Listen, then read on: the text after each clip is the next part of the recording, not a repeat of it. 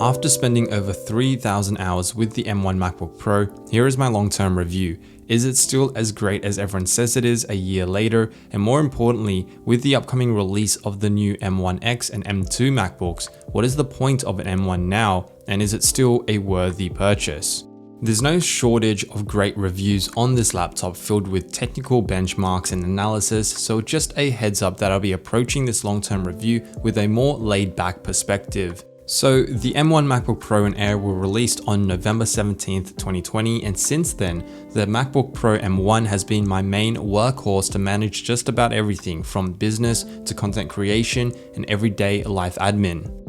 Starting with the specs of this specific setup that I have, I've spec'd the machine with 16GB of memory and a 512GB SSD drive, and it came to about $1,700 at launch. If you were to purchase the M1 MacBook Pro or Air today, I've seen it discounted to $1,299 USD, though with 8GB of memory. There's no denying this is a terrific price point, but it still begs the question, is it great value for money when stacked up to the upcoming M1X and M2 MacBooks? To answer that question without being biased, let's first take a look at the heart of the laptop, the coveted M1 chip.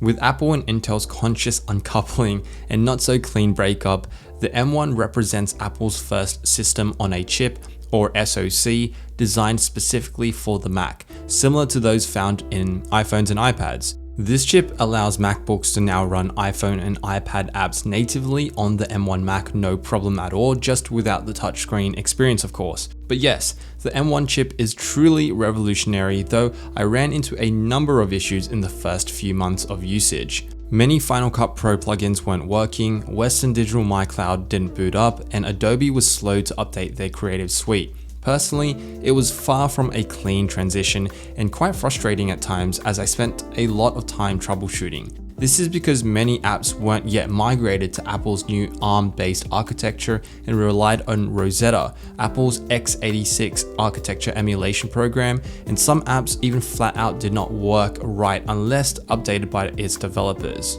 So if you had bought the M1 at launch just like I did, you were basically an unpaid beta tester. The good news is the vast majority of everyday apps have been optimized for the M1 over the last year, so in a way, you're getting an even better product today than on launch. And apps that natively run on the M1 are blazing fast from opening the laptop to launching apps. It's the biggest generational performance boost in a Mac update yet, and this isn't your standard Johnny Ive exaggeration either. The new silicon chip has translated to minimal wait times, a faster workflow, and an overall more pleasant daily experience. I've been able to edit 4K footage on Final Cut Pro no problem, with a crash or two being an exception, and large raw file editing on Photoshop and Lightroom is seamless. All of this in a thin, portable design is frankly still mind-blowing. So it still remains, hands down, one of the best premium mobile processors on the market at an affordable entry point, and likely will be the case for some time to come. Speaking of the design, it hasn't changed much since the introduction of the touch bar back in October 2016, and can be seen as either classic or outdated depending on who you ask. There's no differentiating design changes in the M1s and Intel-based MacBooks, but on a subjective note, the design is a non-issue for me personally. I still enjoy the clean, minimalistic look that this laptop nails, and it almost has a timeless aura to it. I'm of course looking forward to the redesigned Macs, but that alone won't be a factor in justifying an upgrade to a new model. As with its 13-inch size, I had upgraded from a 15-inch MacBook Pro and was initially concerned about reverting back to a small display, but I've really come to appreciate the smaller form factor and its portability. For the better part of the year though, it has been docked and connected up to a 38-inch ultra-wide monitor when I'm not on the go, so I love having that choice, something to keep in mind if you're considering the Mac Minis. I'd suggest taking a look at the MacBook Pro accompanied with a docked setup.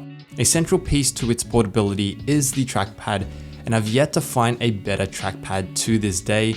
It's so gigantic that the right and left side of the trackpad are in different time zones. Jokes aside, it's an underrated feature to navigate and track the span of the screen without running out of room, unlike other laptops I've used. The Magic Keyboard has also held up well over the last year, unlike its older rejected brother, the Butterfly Switch keyboard. I haven't run into any issues with M1's keyboard. It's a great tactile keyboard that's fast, accurate, and reliable to type on. In fact, it's probably the best laptop keyboard I've used, though most laptops I've used have flimsy feeling keyboards in comparison. The Magic Keyboard has just the right amount of tactile feedback and travel, but that said, I still prefer using a standalone mechanical keyboard, but when out and about, you cannot go wrong with the Magic Keyboard. As with the display, the M1 is extremely bright, accurate in color profile, and crisply clear with its 2560 by 1600 Retina display. Just be wary, and I feel this detail is glanced over. The M1 MacBook Pro features a 500 nit display compared to the Air's 400 nit display, so that makes the Pro a full 25% brighter. This is rather useful for those working in design with images, photos, and videos.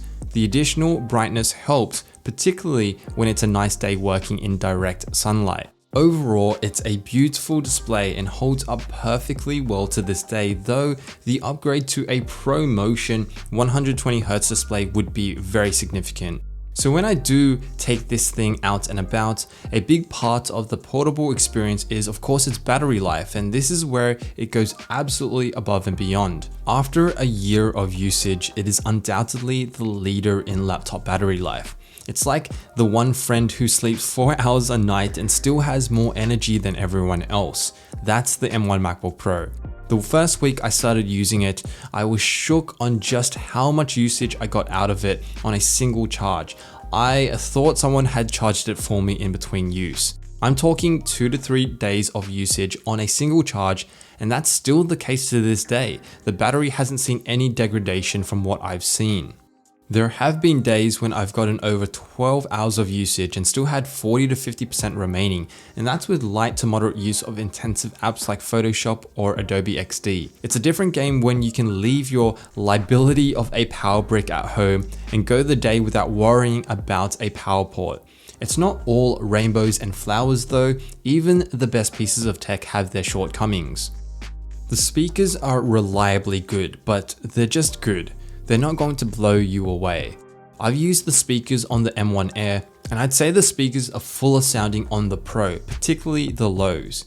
But the overall max volume on the Pro is surprisingly not that loud. I recommend investing into a good pair of headphones if you're going to be listening to music, watching movies, or sound editing on the regular.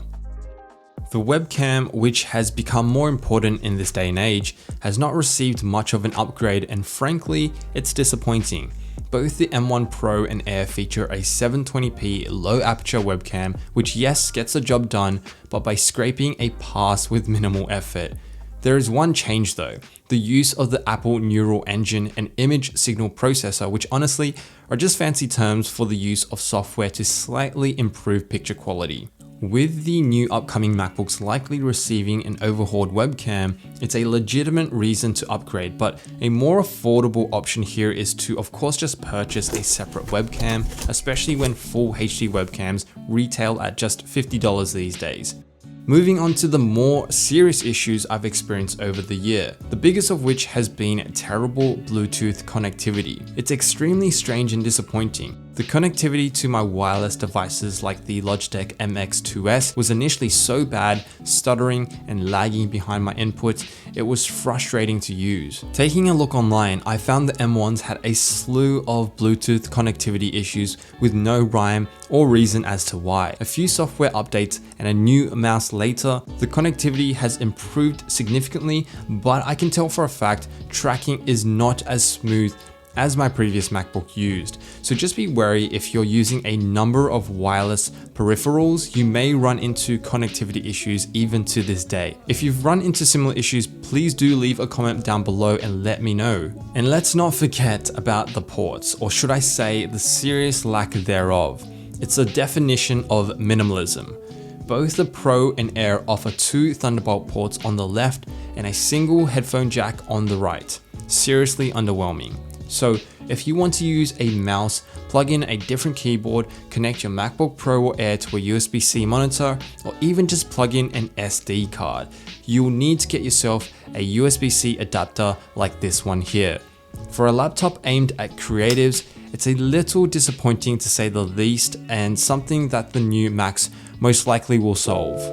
The thing is, even with all the issues I've just listed, the M1 Pro is the best laptop I've used and the most enjoyable piece of tech I own, full stop. The letdowns are solvable and are more than made up for with its power to price ratio, form factor, Apple's ecosystem, and that insane battery life. Like fine wine, the M1 MacBooks have aged well over the last year, as more apps natively support the M1 architecture, which means continually improving battery, app performance, and compatibility issues are quashed. Here's my recommendation if you're in the market for a new laptop. If you're on a tight budget, I highly recommend the M1 MacBook Air. If you're looking for the best performance without needing the latest and greatest, you cannot go wrong with the MacBook Pro M1 to this day. You know, in a world where we're all caught up in a never-ending cycle of annual tech upgrades, for me personally, the M1 MacBook Pro breaks that mold. It's a laptop that represents value, avant-garde, and a change in the status quo, and it's for these reasons I think I'll be sticking with the M1 Pro for now. Guys, drop the code word comment M1 in today's video if you made it this far into the video, and I'll give it a like.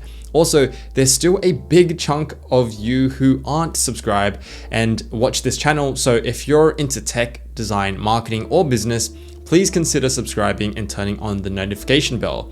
Also, I'll drop a link to our new newsletter where I share all sorts of things I find useful, from my investments to tech, and my monthly thoughts direct to your inbox. So if you're interested, I'll drop a link down below. Anyway, hope you enjoyed this video, and as always, thank you for watching.